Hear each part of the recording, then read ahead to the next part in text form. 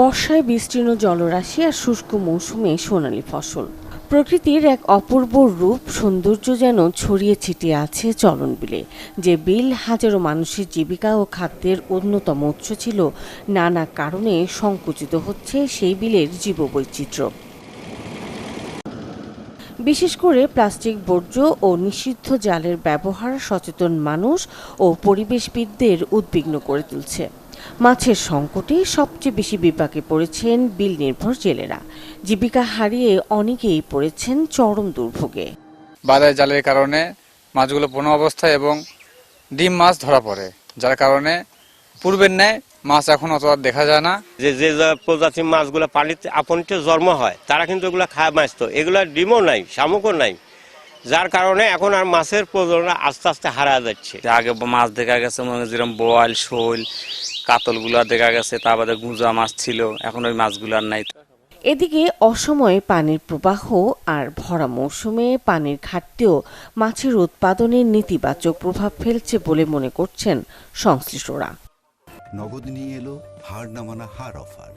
সর্বনিম্ন 10,000 টাকা রেমিটেন্স নগদে পাঠালে থাকছে স্বর্ণের হার জেতার সুযোগ। পোনার উৎপাদন কমের জন্যই এই মাছগুলা আমরা আমাদের আড়তে কম আসতেছে। পানির সংকটের কারণে মাছ নাই, পানি আসলেও চলন বিল থেকে পানি আবার নেমে যাওয়ার পরে কিছু পোনা ধ্বংস হয়ে যায়। দেশের বিভিন্ন জায়গায় থেকে পাইকার যারা আসে, এদের কাঙ্ক্ষিত মাছ না হওয়ার কারণে এখন যে মাছ অল্প সংখ্যক মাছ আসছে এগুলো আপনার বেশি দাম দিয়ে কিনতে হচ্ছে। পর্যটকদের অসচেতন আচরণে বিলের বিভিন্ন অংশে জমছে প্লাস্টিক ও পলিথিন বর্জ্য। এসব অপচনশীল বর্জ্য দূষিত করছে পানি, কমিয়ে দিচ্ছে মাটির উর্বরতা এবং হুমকির মুখে ফেলছে জলজ প্রাণীর আবাসস্থল।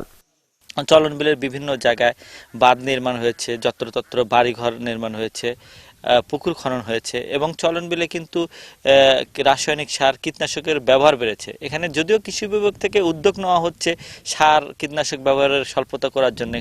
জেলা মৎস্য কর্মকর্তা ও উপজেলা নির্বাহী অফিসার বলছেন, নিষিদ্ধ জালের ব্যবহার বন্ধে নিয়মিত অভিযান ও জনসচেতনতা বৃদ্ধির কার্যক্রম অব্যাহত রয়েছে।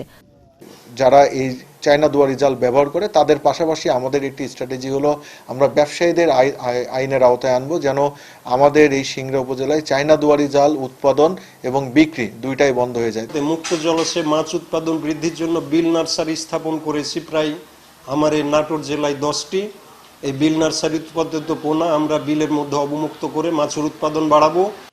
2 যুগ আগেও চলন বিলের আয়তন ছিল প্রায় 2072 বর্গ কিলোমিটার। দখল দূষণের কারণে বর্তমানে এর আয়তন সংকুচিত হয়ে প্রায় 1150 বর্গ কিলোমিটারে দাঁড়িয়েছে। চলন বিলের জীববৈচিত্র্য রক্ষায় কার্যকর উদ্যোগ এখন সময়ের দাবি, না হলে হারিয়ে যেতে পারে দেশের এক গুরুত্বপূর্ণ মৎস্য ভাণ্ডার। Desk report, channel 24।